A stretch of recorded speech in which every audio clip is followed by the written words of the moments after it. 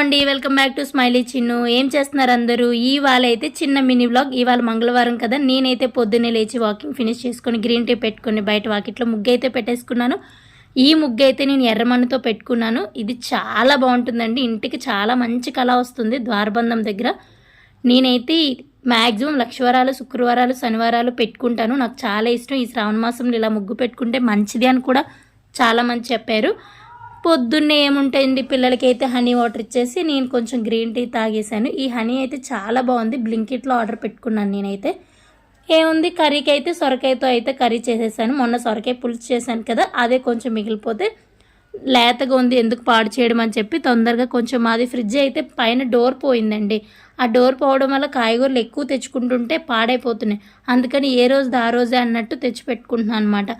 ఆ కొంచెం సొరకాయని వాళ్ళకి కొంచెం ఫ్రై లాగా అయితే చేసి, ఉల్లి తరుగు, టమాటా అవేమీ లేకుండా జస్ట్ ఎండుమిర్చి, ఎల్లుల్లిపాయ, జీలకర్ర, పోపులు, ఆనపకాయ ముక్కలు, కొంచెం కరివేపాకు అన్నీ వేసుకొని ముద్దగా ఉడకబెట్టుకున్నాను. ఇలా మా అమ్మ నాకు డెలివరీ అయినప్పుడు ఆనపకాయలు ఉన్న వాటర్ అంతా పిండేసి చక్కగా ముద్దగా కర్రీ అయితే చేసి ఇచ్చేది నువ్వుల నూనెలో. అవి తినడానికి అప్పట్లో నచ్చేది కాదు, డెలివరీ అయినప్పుడు స్పైసీగా తినాలనిపిస్తుంది. వాళ్ళు పెట్టినవి మనకు నచ్చవు కదా. నాకైతే మా అమ్మ అలా చేసి ఇచ్చేది. ఎక్కువ బీరకాయ, ఆనపకాయ ఎక్కువ తినేదాన్ని నేను. డెలివరీలో పత్తిం కూరలు అయితే నేను బాగా తిన్నాను. మా అమ్మ చాలా బాగా వండి పెట్టేది. చాలా వరకు మంచి బలమైన ఫుడ్డే తిన్నాను నేను. మనం డెలివరీ తర్వాత చాలా వరకు లావ్ అయిపోతాం, ఎందుకంటే మన ఆయిల్ మ్యాక్సిమం కుట్లు మానాలని చెప్పి ఆయిల్ ఫుడ్ ఇస్తారు మనకి.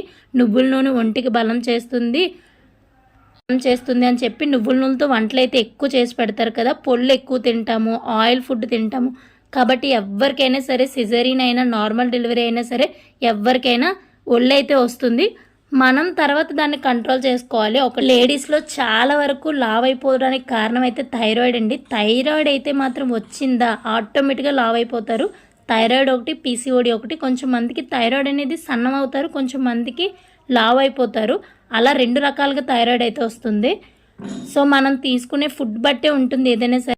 ఏం పని చేసినా హడావడిగా చేసేస్తాం, ఏదో తినాలి అన్నట్టే తింటాం తప్ప తినాలి, తృప్తిగా తినాలి అనేది మాత్రం మనం తినం. ఎవరిని చూసినా, హౌస్ వైఫ్ అవ్వచ్చు, ఏ ఉమెన్ చూసినా, వర్కింగ్ ఉమెన్ చూసినా సరే ఫుడ్ ఎప్పుడు ప్రాపర్గా తినరు, టైంకి తినరు. చాలా వరకు హడావడిగానే తింటారు. కాబట్టి మనం లావ్ అవ్వడం అనేది సహజం. అది ఒకళ్ళు ఇలా ఉన్నారు, ఒకళ్ళు ఇలా ఉన్నారని మనం కమెంట్ చేయాల్సిన అవసరం లేదు. అది ఏంటి అంటే ప్రాపర్గా ఫుడ్ తీసుకునే, డైట్ చేసే వాళ్ళకి ఏంటంటే అలా మెయింటైన్ చేస్తూ ఉంటారు.